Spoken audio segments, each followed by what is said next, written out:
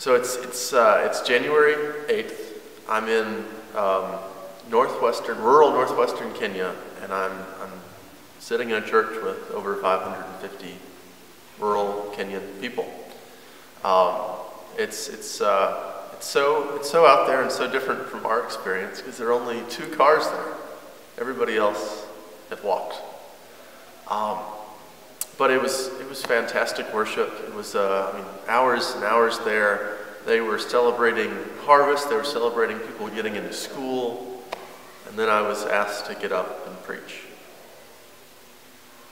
So I preached out of the text of, it's in 3 of the 4 Gospels, the text of Jesus and the disciples in the boat. The storm comes on the boat and the disciples are scared for their lives. And Jesus rebukes the wind and rebukes them. And what we really find in that story is that at the very center of that is that God was with them, which is what they really wanted. And I talked about the experience I have, a metaphor I have with Hurricane Katrina, and its destructiveness, and its way to turn our lives upside down where I'm from, on the Mississippi Gulf Coast. And in that time, it took me months and even really years to realize this. But in that time, God, the face of God, Jesus himself was with us, even when we wanted to escape. And then I went back to Jesus at the tomb of Lazarus when he died the first time with Mary and Martha, and just how he was entirely present, that he loved those people so much that he was willing to be physically, emotionally, mentally, fully there, fully human, fully God. And when I ended, I just wanted to say, whatever you have, Jesus doesn't want you to carry it alone. Jesus is there. You don't have to wait for Jesus to do something. He's already here. You can lay it down. You can lift it up. God is with us. And so I invited people to come forward. And in a culture, especially in a church, where I was told by the priests that very few priests do altar calls and very few people often respond to them. 70 people came forward to rededicate their lives, to say, I'm going to follow after Jesus more in this year. And as I was really overwhelmed by the number of people coming forward, expecting far fewer, I turned to the priest for counsel, for advice, very briefly, to figure out how we were to handle the people, which we did. And as I turned around, a man who I'd met was before me. I'd met this man when I walked in the back of the church at the very beginning.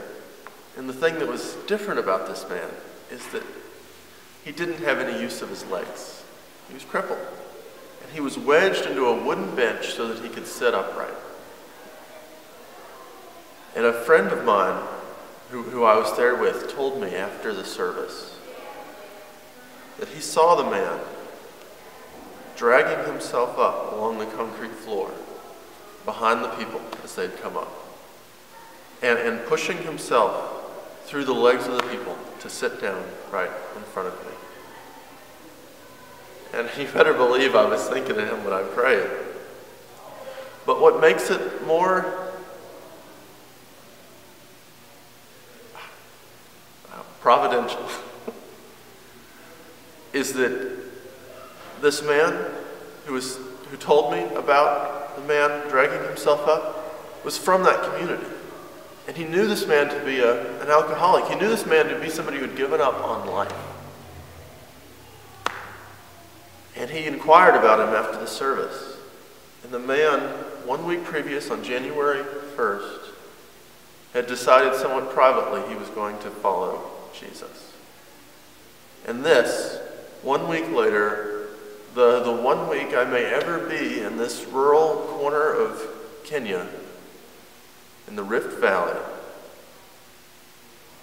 he decides to come make it public with Jesus, that he is going to really say in front of 550 of his closest friends, people who know who he really is, that he's going to follow the Christ.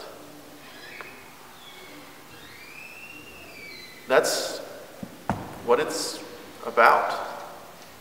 And I'm thankful for the many who were praying for me in that time, the people who supported me, because I know that my words, my message, that wasn't what changed things there. That wasn't what touched the hearts of the people most closely, most clearly. It was that the Holy Spirit was moving, and God was responding to the people, wonderful people like you, who were supporting me in the physical and in the otherworldly, in the prayers. And so thank you. And I look forward to telling you much more about Kenya when we meet in person.